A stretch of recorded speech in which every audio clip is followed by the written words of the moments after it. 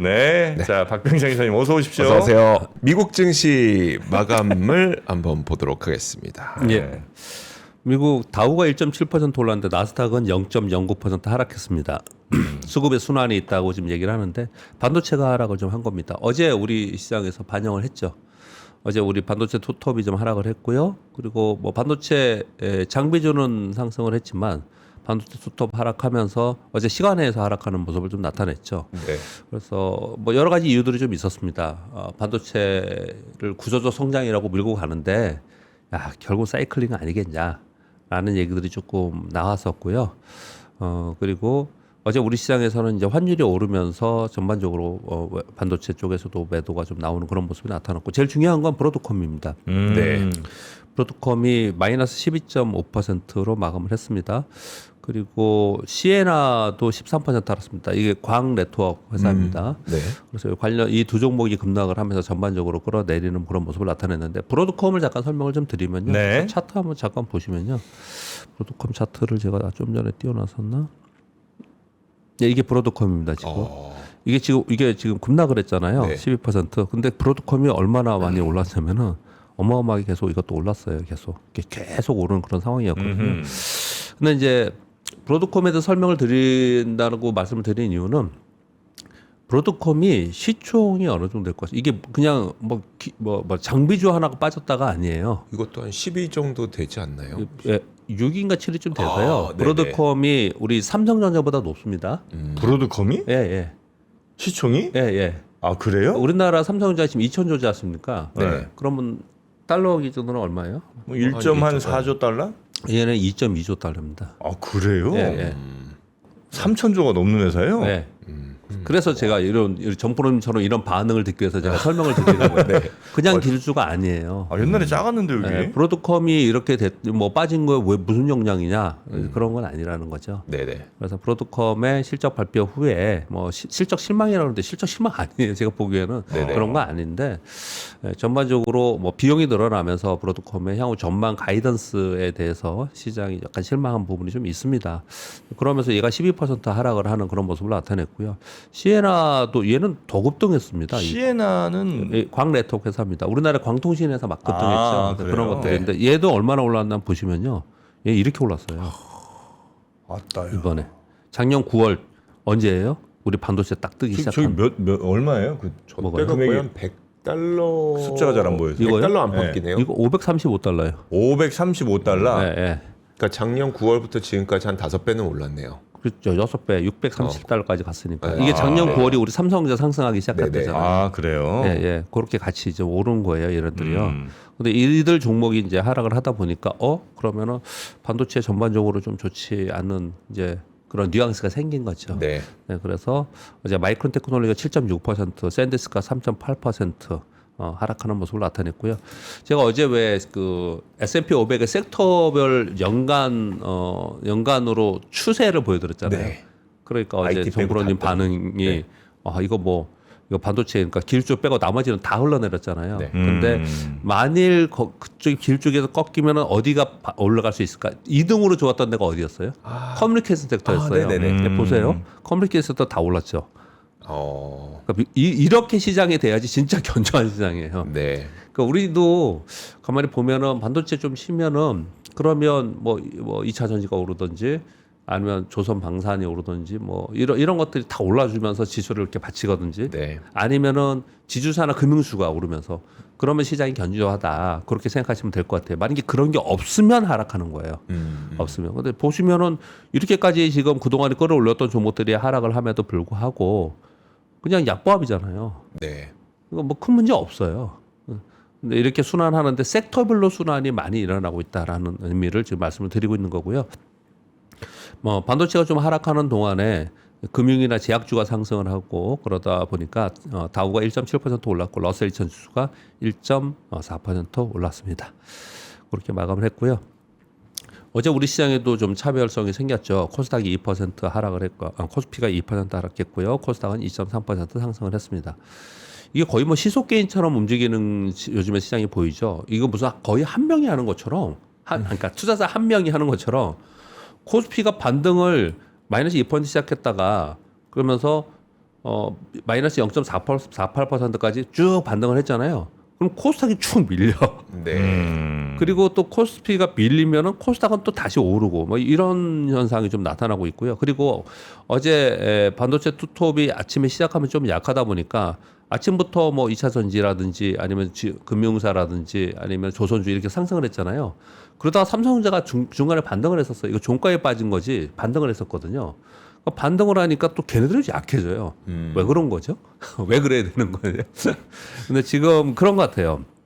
수급의 쏠림 현상이 나타나는 것은 반도체 쪽에 여전히 있는 것이고요.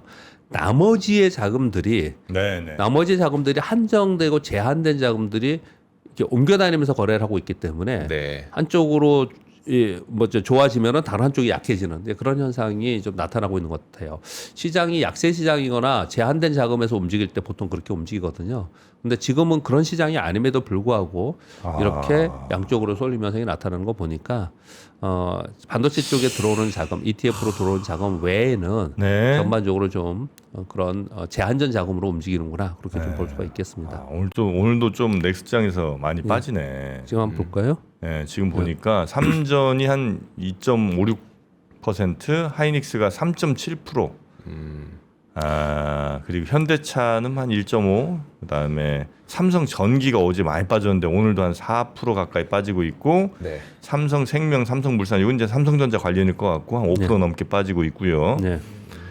어제 장 끝난 넥스트에서도 이미 그렇게 빠졌었어요. 이 정도씩. 맞습니다. 예, 그렇게 좀 반영을 좀 하고 있는 상황이에요. 그러니까 지금 계속 달려왔던데 좀 쉬고 있는 이런 부분이죠. 이 부분은 좀 이따 뭐 투자 전략에서 말씀을 좀 드리겠고요. 그리고 어제 보면은 특이했던 점은 반도체 장비주들을 다 강세를 보였잖아요. 네. 유진테크, 원익, IPS, 테스, VM까지가 상한가인가 그렇습니다. 그리고 주성엔지니어링, PSK 상한가 또는 26%. 지금 하나하나 쓰기 싫어서 이렇게 썼어요. 그냥. 거의 상한가. 네, 거의 상한가. 이 종목이 다 거의 상한가예요. 이 특징은 뭐냐면은 어제 아침에 여러분께 제 아침 시간에 말씀을 드렸어요. 반도체 장비들이 올라갈 가능성에 대해서 말씀을 좀 드렸는데 그 이유는 이미 미국과 일본 시장에서 먼저 보여줬고요. 그런 가운데 우리나라에 어제 코스닥 활성화 정책이 있다라고 했었고요. 예. 그러다 보니까 시청 상위 종목에 있는 반도체주에 관심을 이제 갖췄던 거고요. 그러다가 어제 SK 하이닉스에서 증설 얘기가 어저께 발표가 되었습니다. 그러면서 곧바로 SK 하이닉스양 장비주들이 급등하는 그런 모습을 나타냈어요.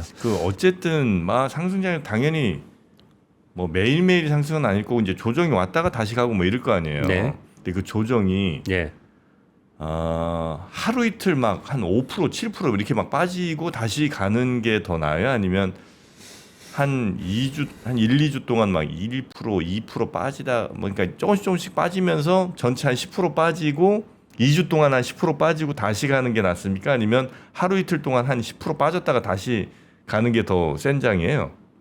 와, 정말 심도 있는 질문이시죠. 이게 심도 있습니까? 뭐라고 표현할까요? 진짜 중요한. 그렇습니까? 요즘에 네. 뭐 다른 방송하시는 분들을 제가 감히 뭐 평가하기도 그렇고 그런 건 아니고요. 각자의 스타일이 다 다르고 있는데 이 워딩을 잘 보면은 저도 뭐 말 중에 말을 빨리 하고 이러다 보니까 그런 실수나 이런 말을 할 수도 있는 것 같은데 이런 얘기를 하죠. 요번에 조정을 좀 보이면 이번 조정이 저가 매수 기회가 될 수도 있고 있을 수 있는 조정이다. 네. 이런 표현들을 쓰는 경우가 요즘 많죠. 왜냐하면 워낙 달려왔으니까 조정은 좀 있을 수 있겠다 이러잖아요. 근데 그 조정이 어느 정도 폭이고 어느 정도 기간인지에 대해서는 사실 거론하지 않잖아요. 네. 물론 어려우니까 그렇게 얘기를 하잖아요. 그걸 지금 질문 주신 거거든요. 그래서 그게 핵심 포인트예요, 사실은. 네네.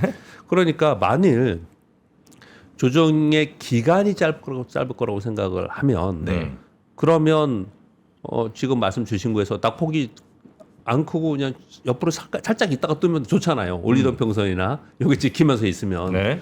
그런데 그렇지 않고 밑으로 낙폭이 좀 있을 거라고 생각을 하면 그렇다면은 그러면은 낙폭이 오랫동안 긴 시간 동안 낙폭이 푹 있다가 긴 시간 있으면 안 좋잖아요. 그러니까 제가 보기에는 기간이 짧을 거라고 생각하는 구간에서는 낙폭이 그냥 한 반에 빡 그냥 조정을 보이고 그냥 그 다음에 올라가야지 곧바로 원위치를 합니다. 좀 표현이 그렇지만 질질질질질 이렇게 내려가는 게 네네네. 제일 안 좋거든요. 그래서 제일 안 좋거든요.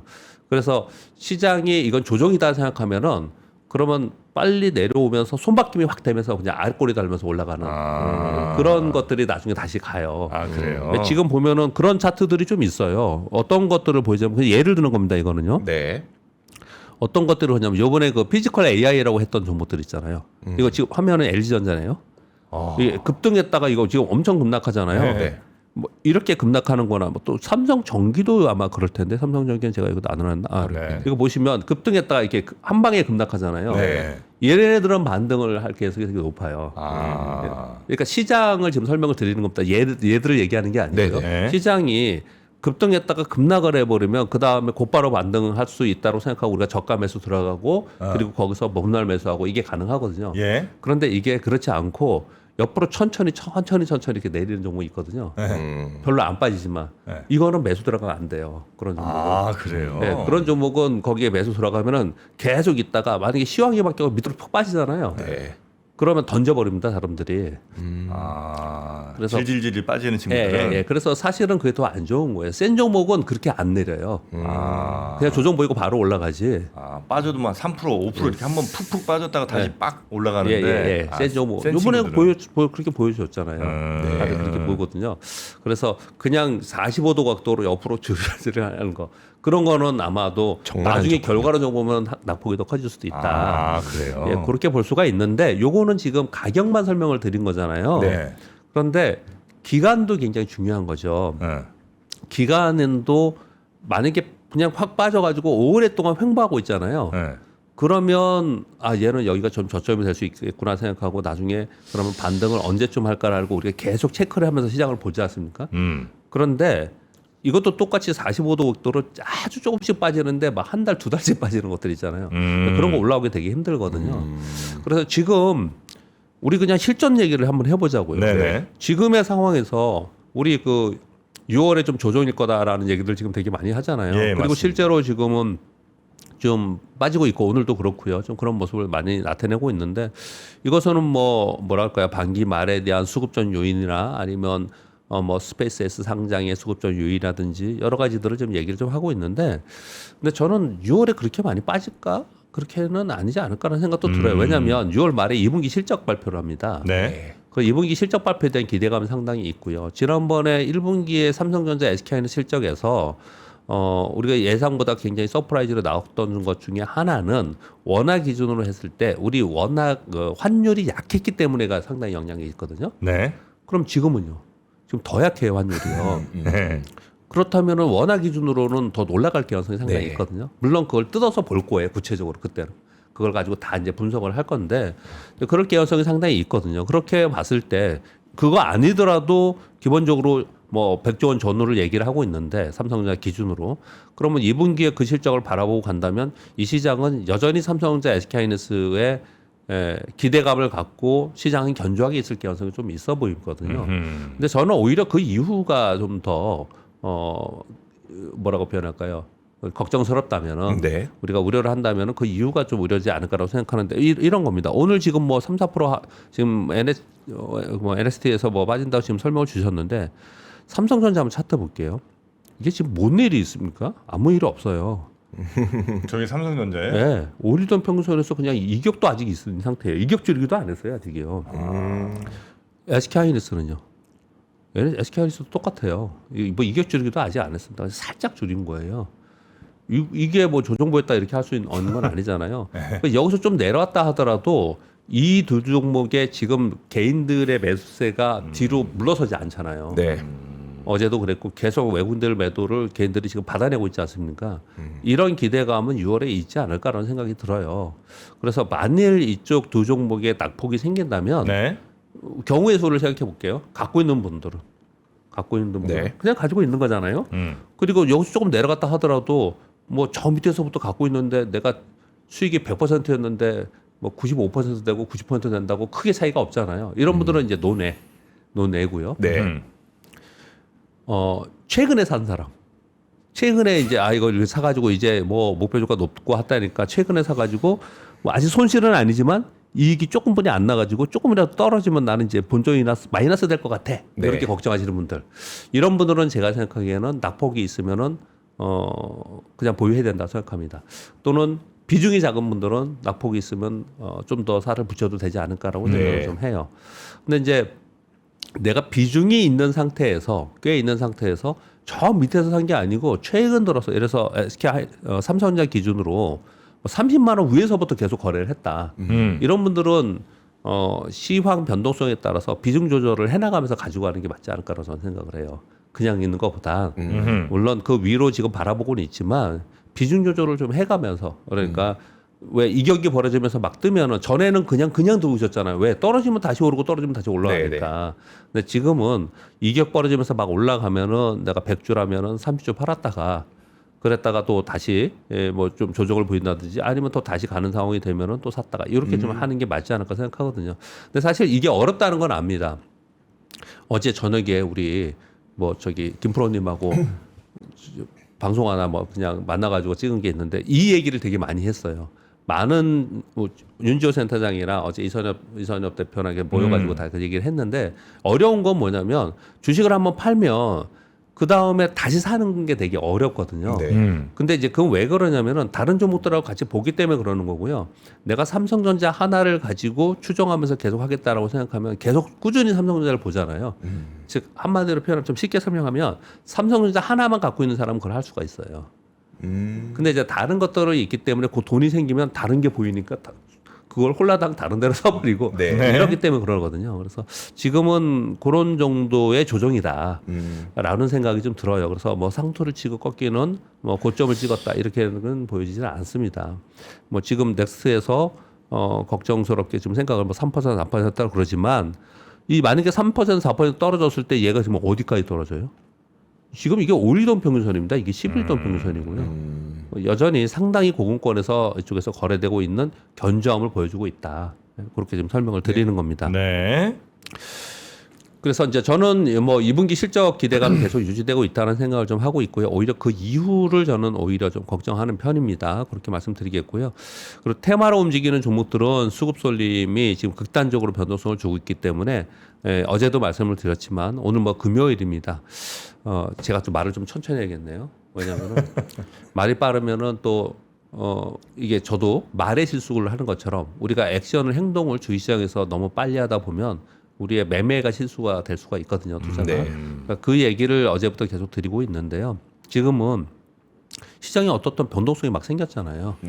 그럼 변동성의 방향을 내가 현금 가지고 계신 분이라면 방향이 정해질 때까지는 시장을 관찰하는 게 더 중요하지 않을까라고 생각을 좀 하고 있습니다. 그리고 시장 전반적으로 지금 어제 미국 시장이 뭐 하락하면서 뭐 반도체주가 빠지니까 제일 화두되었던 얘기가 뭐냐면 브로드컴 외에 화두의 워딩은 뭐였냐면 소위 그 반도체 가격으로 있는 치플레이션. 를 제 얘기를 하고 있거든요. 그래서 물가 얘기를 계속 하고 있어요. 그래서 하반기의 관심은 물가 금리입니다. 그래서 이번 달에 이게 시장에서 좀 뭐랄까요 경계하는 이유가 왜 그러냐면 6월 16, 17일에 FOMC 회의 열리거든요. 케빈 오시가 수장이 되고 처음으로 알려지는 거예요. 근데 케빈 오시는요. 저번에 대체도표를 줄이면서 금리 인하를 한다라고 해서 상충되는 것들을 어떻게 할까라고 시장이 자, 두고 보자. 두고 볼 거리다. 이렇게 얘기를 하고 있지 않습니까? 근데 기본적인 성향은 약간 매파적인 성향을 갖고 있는 분이에요. 그러니까 매파적인 표현보다도 우리가 금리 인상을 하느냐 인하하느냐에서 매파적이냐 비두기파냐 이렇게 표현하잖아요. 근데 케빈 오시 이 분의 기본적인 생각은 뭐냐면 08년 이전과 08년 이후의 자본시장은 완전히 다르다라는 표현을 제가 자주 드리잖아요. 왜 2008년 08년 이후에 글로벌 금융위기에 돈을 어마어마하게 풀러서 우리 그 주식시장은 이제 유동성에 뭐라고 표현하죠? 빠져 있다? 유동성 중독 유동성 중독에 되어 있다. 그래서 이제 유동성을 줄이지 못해요. 웬만해서는. 근데 이 케빈 오시 이분은 유동성을 연준이 유동성에 의해서 그것을 해서 시장이나 경제를 움직이는 것은 아니다라고 얘기하는 사람이에요. 이분은. 그러니까 연준의 무슨 어려울 때마다 연준이 막 유동성을 퍼부어갖고 살려주는 거 이거에 매번 대해서 그랬죠. 약간 네. 비판적인 분입니다. 음흠. 그래서 시장에서는 그 부분을 걱정하는 부분이 상당히 있거든요. 네. 그런 와중에 지금 물가가 오르잖아요. 네. 그러니까 이제 그 금리에 대해 얘기를 하고 있는 상황이기 때문에 시장은 그 부분을 제일 중요하게 생각할 것 같다라는 이제 매크로 시황을 먼저 설명을 드린 거고요. 우리 시장 얘기하다가 근데 우리 시장의 대응법부터 뭐 설명하다 얘기까지 나왔는데요. 그래서 이런 불편한 상황이 좀 있는 상황이기 때문에 변동성이 심해질 수 있지 않습니까? 네. 그러면 변동성이 막 심할 때는 어떻게 해야 되냐면 또 하나 뭐 그냥 뭐 구체적인 팁이긴 한데 이게 방향성이 확실하게 있을 때 방향성을 추정하면서 매매를 하잖아요. 시장이 막 계속 올라가고 있을 때는 어떻게 해야 돼요? 센 종목을 아침에 그냥 올라가면 막 따라 사야 돼요. 네. 돌파할 때 막 따라 사야 돼요. 그렇단 말이에요. 근데 지금은 안 그러잖아요. 네. 지금 변동성을 위아래로 주는 거지 않습니까? 그러면 무슨 일이 생기겠어요? 가격이 올라갈 때 따라서 사면은 물리고 내려갈 때 막 거기다 팔면은 또 반등하고 이럴 수 있는 거잖아요. 그렇죠, 그렇죠. 변동성이 있기 때문에. 예. 그러니까 지금은 변동성을 거꾸로 이용한 매매로 내가 해야겠다고 시장을 쳐다보고 있어야지 얘를 추종하는 시장은 조금 벗어나 있어요. 지금 변동성을 이용한다는 거는 예. 생각보다 많이 빠질 때 좀 들어갔다가 그렇죠. 아까 말씀드린 대로. 기대보다 좀 많이 올라간다 싶을 때 좀 예. 줄이고 예. 이런 그렇게 거. 좀 해야 되는데 그게 지금 어렵다고 말씀 좀 드렸잖아요. 네. 그러면 한 종목에선 만약에 그 자신이 없다. 그러면 그냥 들고 가시고 그게 주도주라면 네. 예를 들어 삼성전자라면 그냥 들고 가신다고 되지만 여러 개 있어요. 다른 섹터에 있는 종목은 완전히 심하게 움직이잖아요. 이게. 네. 그러니까 그걸 무조건 들고 갔다고 하기에는 네. 지금 좀 불편해지졌잖아요. 그러니까 좀 하셔야 된다는 거죠. 시장이 아주 흥미진진합니다. 좋으신가 봐요. 삼성전기 팔아서. 그러니까 삼성전기를 이제 파셨으니까 그러면 삼성전기를 사셔야죠. 근데 아까 어저께 제가 질문 드리니까 이제 못 사겠다 그러셨잖아요. 다시 못 사는 거. 예, 예. 아, 다시 살려면 못 사겠다 그러셨잖아요. 네. 근데 만약에 삼성전기가 여기서 추가적으로 빠지고 단기에 막 이게 가격을 줘요. 좋은 네, 가격을. 네. 그러면 안 사실 거예요? 사셔야 된다고 저는 봅니다. 그런 거래를 해야 된다는 설명을 드리는 거예요. 135면 사겠습니다. 예전에 그렇게 불렀을 때 항상 못 왔었던데. 예전에 테슬라. 못 오면 되게 좋은 거더라고요. 그렇죠. 네, 못 오면 되게 잘 올라가는 거더라고요. 예, 예. 당연하죠. 우리 매도가 있잖아요. 네. 어제 저녁에 방송 우리 여의도 인사이트에서 그렇게 얘기했는데 그 피터 린치의 책 가지고 어저께 방송을 했었거든요. 네. 자기가 목표가를 정하잖아요. 못 가는 종목은 목표가에 못 가요. 네. 그리고 내려요. 그래서 그 기다리다 손실을 할 수도 있어요. 잘못하면. 네, 네. 근데 목표가에 걸어놨는데 그게 체결이 되잖아요. 네. 그럼 더 가요, 그거는. 당연하겠죠. 너무 짜증나죠. 예, 근데 밑에도 똑같은 거예요. 아. 밑에도 똑같이 내가 여기까지 와야지 사야지 그러는데 그 주에 터닝하는 걸 오히려 따라 사야지. 거기서 내가 매수하기 위해서 저가에 사게 됐다. 그건 더 빠질 가능성이 더 높은 거죠. 그럼 아래 내가 생각하는 가격을 걸어놨지만 안 걸렸다 그러면 네. 바로 따라 사야 되겠네요. 높은 가격. 그 밑에 못 가고 그냥 올라가 버리면. 올라가니까. 내려오다가 올라가 버리면. 네, 우리가 올라갈 때 살고 내려갈 때 네, 팔려고 네, 하잖아요. 네, 그런 개념이죠. 아, 지금 욕을 많이 먹고 있습니다. 130이라니. 지금 이제 많이 위에서 사신 분들이 와, 화가 많이 나셨는데 아, 이거 여러분이 나한테 화낼 건 아니라고 제가 여러 차례 말씀드립니다. 화를 내도 내가 내야 됩니다, 여러분은. 약간 불편해진 거예요. 그러니까 조금 정리해서 말씀을 좀 드리면 네. 아까 제가 금요일이라 그랬는데 제가 오늘 밖에서 있으면서 오늘은 좀 말 좀 천천히 하고 금요일이니까 여러분 약간 그동안에 너무 바쁘게 시장을 보셨잖아요. 그러니까 잠깐만 시장 지켜보죠. 이렇게 얘기해야겠다 생각해놓고 말이 또 막 빨라지고 저도 막 얘기를 하고 있거든요. 주식시장을 바라보면 그렇게 되잖아요. 네. 근데 지금은 그래요. 지금 조금 변동성이 생기는 시장이니까 그리고 뭐 노이즈도 조금 있는 시장이니까 그러니까 조금만 천천히 보려고 하면 그래서 제가 그 아웃바이트 얘기를 좀 계속 하잖아요. 네. 그렇게 하시는 게 지금은 오히려 더 좋지 않을까라고 생각하고 어제는 뭐 저 안 나와서 어제 저녁에 우리 방송했다 그랬잖아요. 대부분 의견이 좀 챙길 거 챙기자 이 의견들이 대부분 많더라고요. 근데 이제 걱정스러운 거 이런 거예요. 뭘 챙겨 지금 손실 났어. 네. 또는 이제 들어왔어. 이런 분들이 이제 걱정이라서 그런 분들에 대한 대응에 대해서 설명을 좀 드리고 있는 겁니다. 네, 그렇게 뉴스 몇 가지만 말씀드리겠습니다. 오늘 뉴스가 이렇게 많지는 않은데요. 뭐 이스라엘이 레바논에서 철수하 시작한다는 뭐 이런 얘기 나오면서 뭐 유가 조금 빠졌다 이런 거고요. 근데 진짜 누구한테 물어봐도 이제는 미국은 그만하고 싶은 거예요. 그만하고 싶어 하는 것 같고요. 그리고 그만해야 됩니다. 왜냐하면 두 가지 이유가 있습니다. 하나는 지금 휘발유로 하면 안 되죠. 오일이라고 해야죠. 오일 재고가 굉장히 낮아졌대요. 미국이 지금. 네. 비축유, 전략 비축유. 비축유 굉장히 낮아지는 상황이라서 여기서 더 이게 끌고 가면 안 된다라는 경고음이 계속 나오고 있는 상황이에요. 예. 그게 하나가 있고요. 또 하나는 지금 이제 6월이지 않습니까? 어떻든 이거 정리하고 7월 4일 날 이번 7월 4일 미국의 그 독립기념일이 250주년인가 뭐 굉장히 의미 있는 날이라서요. 네. 그래서 그걸 기점으로 해서 트럼프 대통령은 하반기에 선거를 앞두고 뭔가 새로운 것들을 지금 하려고 이렇게 뉴스를 보면 그런 뉘앙스가 많거든요. 네. 이게 정리가 돼야 돼요. 이게 정리가 안 된 상태에서 하기가 되게 어려워요. 그래서 그 안에 빨리 끝내고자 하는 그런 생각을 지금 하고 있는 것 같습니다. 그리고 우리 걱정하고 있는 게 환율이지 않습니까? 네. 환율에 대해서 잠깐 의견을 좀 드려보겠습니다. 왜 이런가? 그리고 앞으로 어떻게 될까?는 상당히 어려운 얘기예요. 근데 현재 상황을 보면서 우리가 가늠해 볼 수 있는 걸 얘기를 들어보겠습니다. 어제 야간 거래에서 1,540원 정도까지 가서 글로벌 금융위기 2008년 이후에 최고치를 찍었고요. 여기 환율은 1,533원 마감했고 어제 저녁에 영내 마감은 1,529원에 마감을 했습니다. 근데 1,520원, 1,530원이 뭐 옛날에 있었고 엄청난 숫자냐? 근데 3월 31일도 1,530원 찍었었어요. 그러니까 한 번은 갔다가 다시 오는 건데 중요한 거는 지속성 여부입니다. 1997년 외환위기 때 1,500원 위에가 49일 있었어요. 2009년 글로벌 금융위기 때 1,500원 위에서 11일 있었습니다.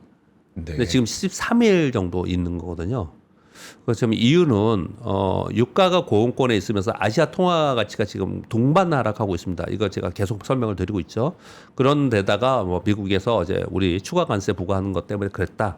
이유들은 그렇게 나오고 있고 우리나라 현 정부에서는 걱정할 문제는 아니다. 뭐 오히려 뭐 좋은 원화 약세다 이렇게 얘기하는 사람들도 뭐 유튜버들도 있더라고요. 좋은 원화 약세요? 네, 뭐 그렇게 표현하는 사람들이 있어요. 그러니까 우리가 경기가 좋아지고 뭐 경기가 좋아지면 사실 원화가 강세가 돼야 되는데 네. 그런 부분이 아니고 우리가 지금 반도체 수입이 굉장히 높아지고 무역 수지가 굉장히 많아지고 네. 이런 부분으로 인한 뭐라고 할까요? 후광 효과로 이런 일들이 좀 나타난 부분이 좀 있다. 이렇게 설명하는 사람들이 있어요. 아니 네. 우리 돈 가치가 녹는 거잖아요, 그냥. 그렇죠. 근데 그렇게 얘기하는 사람들이 있어요. 그러니까 예를 들어서 네. 자산이 뭐 작년에 비해서 2배, 3배 예. 이렇게 막 계속 올라가. 예. 그런 사람에게는 환율이 이 정도 올라고 이렇게 올라가도 네. 뭐 이거 녹는 것보다는 자산 가치가 빠르게 올라가니까 그게 좋을 수는 있겠지. 몇몇 네. 분들은. 예. 근데 대부분의 분들은 네. 환율 이렇게 올라가면 네. 마치 그 물가 상승되는 거랑 비슷하게 맞습니다. 내 돈 가치가 녹아 내리는 거잖아요. 네. 이게 좋은 원화 산율 그러니까 좋은 그러니까 지금 우리나라 안전하게? 환경에 의한 후광 효과다라고 설명을 우리 정치권에서도 하잖아요. 그런 얘기들 좀 하거든요. 네. 그래서 뭐 그게 아니라는 걸 우리 이제 위험하다는 쪽으로 얘기를 하거나 우려를 지금 얘기를 하고 있는 거고요. 네. 아무튼 뭐 저도 비판적으로 그걸 뭐 얘기를 하고 있는 네네네. 거고요. 근데 이제 요 차트를 좀 보여드리려고 하는 거예요. 이게 우리 원화예요? 예, 원화입니다. 우리 원화의 흐름인데요. 네. 이거 보시면 2022년도에 우크라이나 전쟁 때 이렇게 한번 급등을 좀 했었고요. 그리고 2024년 말과 2025년도에가 뭐죠? 정치적인 있을 때 문제가 있어요. 문제라고 표현했죠. 오늘 발음이 왜 이런가? 어제 너무 네네. 방송 피곤해가지고 11시까지 했어요. 제가. 아, 그러셨어요. 아유. 그 뭐죠? 우리 계엄 있을 계엄 때. 예, 계엄 때 네. 그랬었고요. 그리고 요번 3월에 한번 또 올랐어요. 이게 이란 전쟁 때예요. 이란 전쟁 때. 그러니까 요렇게 이런 때마다 올라갔다가 내려오고 그랬거든요. 지금은 뭔데 저렇게 올라가지? 그러니까요. 그래서 지금 걱정스러운 부분이 있습니다. 이걸 간과해서는 안 된다는 생각을 좀 하거든요. 예. 그리고 또 한 가지를 먼저 보여드리고 이제 같이 한번 논의를 해볼게요. 이거는 뭐냐면요. 이거 월봉으로 이걸 본 거예요. 2008년도에 글로벌 금융위기 때 11일 정도뿐이 없었다 그랬잖아요. 네. 글로벌 금융위기 때 1,597원이었어요. 2009년도에 그랬거든요. 예. 지금 이제 1,530원, 40원 와 있지 않습니까? 이거하고의 차이점이 뭘까요? 차이점이? 이거와 이거의 차이점. 네. 이때하고 지금하고 차이점. 이때는 위기가 생기면서 급등했다가 다시 내려온 그렇죠. 거예요. 살살 지금 네네네. 올리고 네. 있고. 항상 위기가 생기면 이런 일이 벌어집니다. 근데 이거 일시적이에요. 네. 일시적입니다. 근데 지금은 그냥 계속 추세적으로 오르고 있는 거예요. 맞습니다. 이 추세적으로 오르고 있는 거라서 이거는 되게 우리나라의 지금 정프로님 말씀하신 대로요. 전반적인 향후의 경기나 향후의 우리의 일상의 삶도 굉장히 영향을 많이 주는 거거든요. 네. 이런 부분에 분명히 부정적인 역할을 좀 지금 하고 있는 거예요. 음. 그래서 이런 부분에 대해서 지금 뭐 정치권에서도 계속 예의주시하고 있는 부분인 것 같은데, 근데 요번에 발언들을 그렇게 하잖아요. 이거를 인위적으로 개입해서 만들 수 있는 부분이 아니다. 왜냐하면 상대 가치로 인해서 이렇게 만들어진 거다. 이런 얘기를 많이 하거든요. 네. 그리고 또 한 가지가 있습니다. 뭐냐면 우리나라 원화환율이 중국하고 연동하면서 많이 움직였어요. 네. 지금 중국 위안화는 강세입니다. 위안은 강세죠. 네. 위안화 강세예요. 그거하고 디커플링 내면서 또 이런 모습이 나타내고 있는데, 그건 언제부터 그랬냐? 트럼프 대통령이 관세 때리면서 일본과 우리가 미국에 투자하겠다라는 그 금액 정했을 그때부터. 때, 네, 그때부터 일본하고 우리하고 이렇게 약세거든요. 네. 근데 이 부분이 굉장히 중요한 부분이에요. 그래서 일본이 만약에 BOJ에서 금리 인상을 하잖아요. 네, 만약에 금리 인상을 하게 네. 된다. 이제 그랬을 때 또 일본의 환율이 또 한 변하겠죠. 그 부분하고 같이 연관해서 상당 부분 하반기에서 우려되는 부분이 좀 있다. 그래서 시장에서는 이걸 예의주시하고 있습니다. 그러니까 지금은 한 위기 때문에 급등했다 급락하는 게 아니고 추세적으로 오르고 있다라는 게 차이점이라는 거예요. 그렇죠. 그래서 이것은 이렇게 추세적으로 오르고 있다는, 왜 이런 거 있잖아요. 이제 이걸 받아들여야 되지 않냐. 이제 구조적으로 이런 거 아니냐. 이렇게 만약에 판단을 된다면은 그 구조를 바꿀 만한 게 뭐가 나오는가를 이제 생각해야 되는 상황이 된 거죠. 네. 결국은 주식 시장에서는 이것은 마이너스 효과로 될 가능성이 훨씬 더 높아요. 나중에 되면은 예, 그런 부분도 한 가지가 있다. 그렇게 정도 말씀을 드릴게요. 환율에 네. 대해서는요. 그리고 아까 좀 잠깐 언급을 드린 것처럼 주요국의 금리 인상 논의를 지금 하고 있는 상황인데, 일본은 6월 16일 날 우에다 총재는 적정 시기에 인상할 것이다. 그래서 인상 얘기를 좀 하고 있는 그런 상황이에요. 그리고 미국은 16일, 17일 날 케빈 러시가 어떻게 코멘트를 할지에 대해서 지금 관심을 좀 갖고 있는 상황이라서 6월에 이런 노이즈들이 좀 있다. 이런 네. 설명을 좀 드리는 겁니다. 그리고 뭐 최태원 회장이 젠슨왕 CEO에 이어서 TSMC 회장과 회동을 했다고 합니다. 그러면서 어제 이게 우리 시장에 영향을 준 겁니다. 어제 이게 뉴스 나온 건데요. 차세대 HBM, 첨단 패키징 등을 비롯한 반도체 생산 능력을 빠른 속도로 2배 증설하겠다. 그래서 여기서 빠른 속도로, 그리고 2배 증설. 이게 캐파가 예전에 얘기했던 거랑 달라요. 네. 그래서 2배 증설이라는 거에 이제 딱 이 포커싱을 된 겁니다. 그래서 어저께 장비주들이 어제 급등하는 그런 모습을 나타냈습니다. 젠순왕 CEO가 요번에 와가지고 만난다는 게 이렇게 만난다면서요. 이거 아시아 경제신문에서 이렇게 했길래 제가 요거를 캡처해가지고 글씨 좀 깔끔하게 해가지고 이게 올려놨습니다. 뭐예요? 젠순왕 CEO가 지금 합작한다는 거예요. 각 회사들과 뭘 하는지. 네, LG전자랑 뭘 하는지, 현대차 그룹하고 뭘 할 건지, 두산과 뭘 할 건지. 근데 이런 거 있잖아요. 이 시점에서 말씀드리고 싶은 거는 젠순왕 CEO가 와서 만나는 기업들이 있고, 그 기업들의 주가가 막 급등했다 급락하고 그랬지 않습니까? 네. 그러면서 동반하면서 나머지 딴 데도 또 같이 움직였다가 올라가고 내려 그러잖아요. 그런데 젠순왕 CEO가 만나는 기업은 이유가 있어서 이 기업의 CEO를 만나겠죠. 네. 그리고 거기서 뭔가 자기들과 협업을 할 게 있기 때문에 그랬던 거잖아요. 그러니까 그들은 뭐 주가 움직임이 타당하거나 아니면은 뭐 너무 오버슈팅해서 그렇지 이유가 있는 거잖아요. 근데 그렇지 않고 나머지 같이 따라다니는 애들 있잖아요. 그건 별로 이유가 없이 테마인 거예요. 그 구분을 좀 할 필요가 있다고 생각이 들고요. 그리고 여기 보시면 LG전자, 현대자동차그룹, 두산로보틱스, 포스코, A로봇, 삼성자, SK하이닉스가 있고, 네이버, SK텔레콤, NC 여기까지 지금 발표된 거잖아요. 그래서 거기 이제 그쪽 기업하고는 어떤 걸 논의하지 않겠냐라고 이제 표로 그림을 이제 그린 거예요. 그러면 여기에 있는 워딩들이 있잖아요. 네. 이 워딩들에 있는 기술을 가지고 있는 기업들이 같이 움직이겠죠. 그렇게 보시면 될 것 같은데, 이걸 먼저 왜 보여드리냐면, 그리고 나서 어제 저녁에 LIG 넥스원 옛날에 네. 그 디펜스 앤 네, 에어로스페이스 네. 여기를 또 방문할 것이라고 조율하고 있다라고 단독으로 어저께 나왔어요. 이거 오늘 또 영장 받을 것 같은데. LIG? 예. 근데 그럴 수 있을 것 같기도 해요. 왜냐면 여기가 방사안이잖아요. 네. 방사안에 당연히 이 피지컬 AI가 상당 부분 영향력이 있을 것 같아서 만날 이유는 있을 것 같은데 갑자기 단독으로 이런 게 나와서 왜 전에 막 이런 게 막 급등하고 그랬잖아요. 네. 근데 이거는 생각지 않은 데가 이게 나왔으니까 혹시 오늘 어떻게 움직일지 궁금하기도 합니다. 그리고 6번 뉴스 정도 하나를 말씀 좀 그냥 뒤에 있는 거는 그냥 간단한 건데요. 6번 뉴스는 제가 적을까 말까 하다가 야 대만에서 우리를 이렇게 본데 한번 말씀을 드리려고 하셔서 TSM 회장이 지금 대만 컴퓨텍스에서 기자들이 질문을 했어요.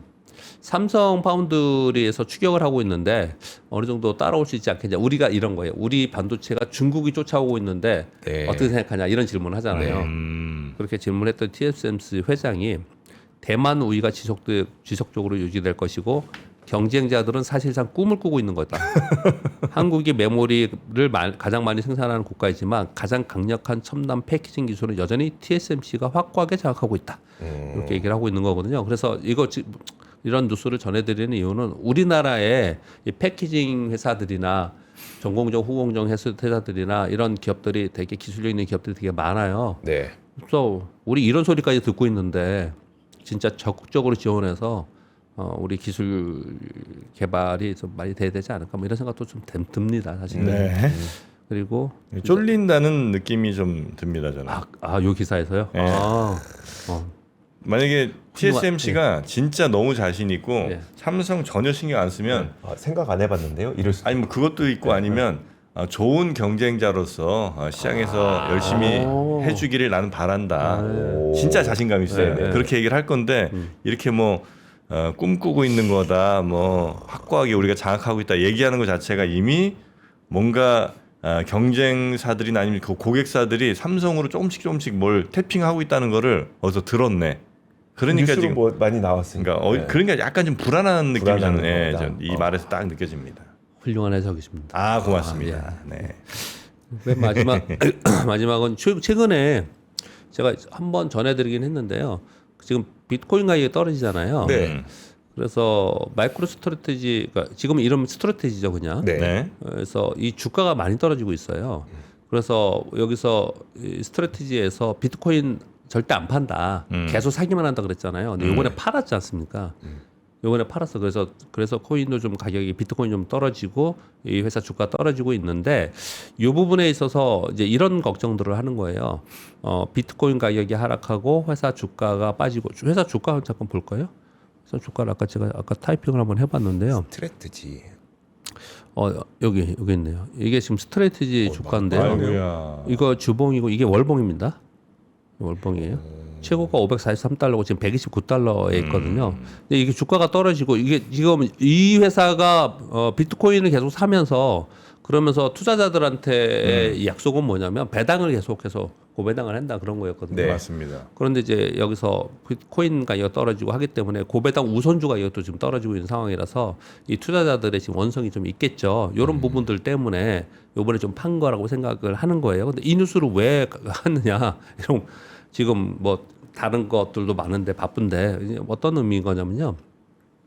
지금 시장은 유동성에 의해서 유동성 기반의 시장으로 해석을 하면 안 될 것 같다는 생각을 하는 거예요. 저는요. 계속해서 말씀드리지만 이거는 지금 AI 사이클의 과정 속에서 섹터들이 변하는 거지 유동성 전체로 움직이는 시장으로 해석하기에는 좀 어렵다. 그런 게 요번에 여기 나타나지 않았나 이렇게 생각을 좀 합니다. 그러면 박 이사님이 항상 전략 페이지에다가 예. 지금 지금 시장은 유동성과 AI다. 예. 그거를 계속 써주고 계시잖아요. 예. 그 중에 유동성이 지금 예. 배제되고 있는 겁니까? 아니면 아니요, 이제 그건 아니에요? 네, 그 내용은 뭐냐면 유동성이 만약에 축소되는 과정이 되면 제가 그걸 설명을 드릴 거예요. 네네. 근데 지금은 유동성이 확장되고 있는 상황이에요. 트럼프 행정부에서는 계속 확장되고 있는 건 M2가 계속 확장되고 있거든요. 그 부분은 분명히 있어요. 근데 시장의 색깔이 돈들이 뭘 바라보고 어떤 섹터에 어떤 종목에 수급이 들어가서 막 종목을 끌어올리고 그럴 거 아니에요. 네. 그게 유동성 기반으로 하지 않는다는 거예요. 지금은 전부 다들 AI에 있는 기술 기반으로 움직이고 있다. 그렇게 좀 네네. 설명을 좀 드리는 겁니다. 네. 그래야지만 우리가 어떤 섹터 살 거냐, 어떤 종목을 살 거냐를 알 수 있으니까 그렇게 알 수 있는 거고요. 아까보다 좀 올라왔네요.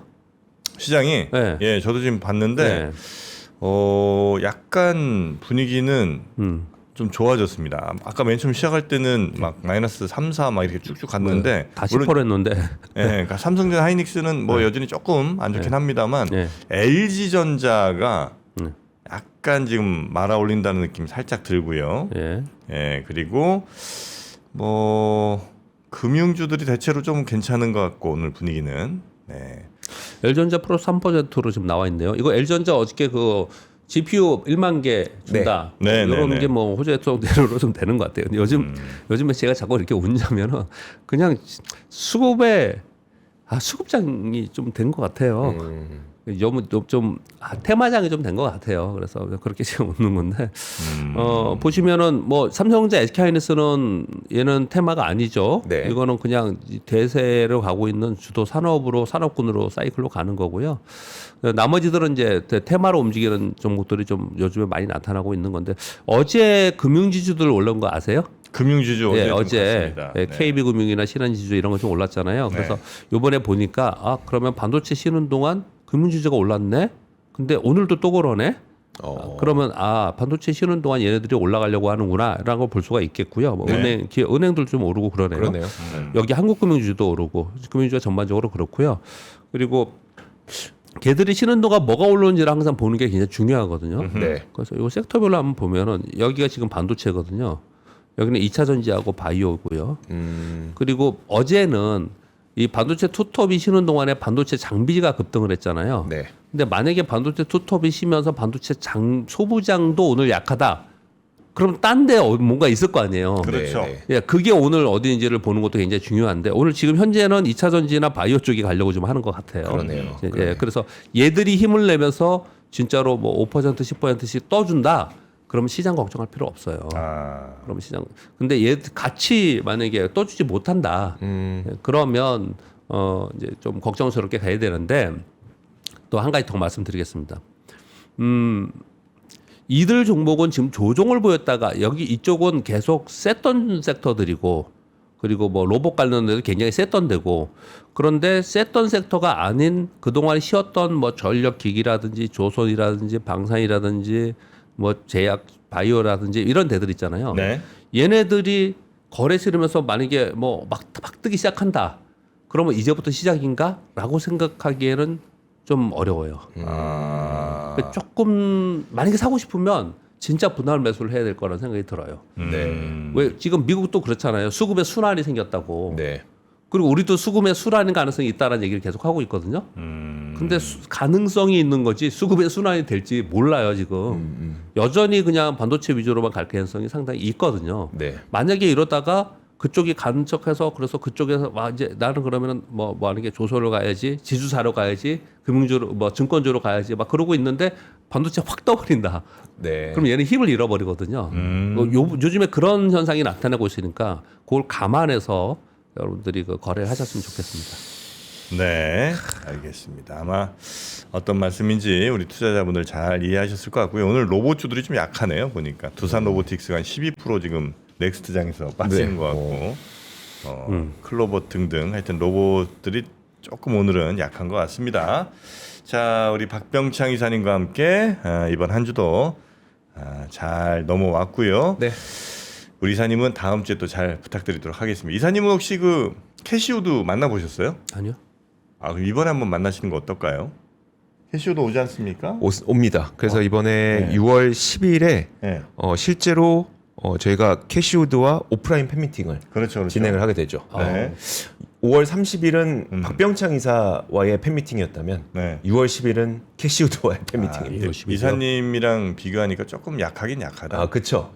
이사님을 만나러 캐시우드가 왔었어야죠. 5월 30일에. 자, 여튼 캐시우드 팬미팅 그리고 아마 직접 질문도 오프라인에서 하실 수 있는 그 네. 기회 6월 8일까지만 아마 문이 열려 있는 것 같습니다. 네. 네, 그거 신청 많이들 하시기 바라겠고요. 네, 구독 서비스 등록하시고 무료로 참석하시기 바라겠습니다. 자, 하여튼 이런 여러 가지 이벤트들도 저희도 열심히 준비할 테니까 예. 여러분도 또 저희한테 많이 힘을 실어주시면 또 더 정말 만나기 어려운 분들 그렇죠, 네. 저희가 많이 좀 한번 초청해 보도록 하겠습니다. 자, 우리 박병창 이사님 예. 다음 주 월요일에 뵙겠습니다. 예, 주말 잘 감사합니다. 보내시고 고맙습니다. 예, 감사합니다. 네. 네. 자, 이제 빈센트와 함께 저는 우리 시장 넥스트장부터 정규장까지 열리는 거 한번 쭉 보면서 여러분께 시장 설명 한번 해드리도록 하겠습니다. 저는 그러면 다음 주 월요일에 오겠습니다. 네. 오늘도 고맙습니다. 고맙습니다.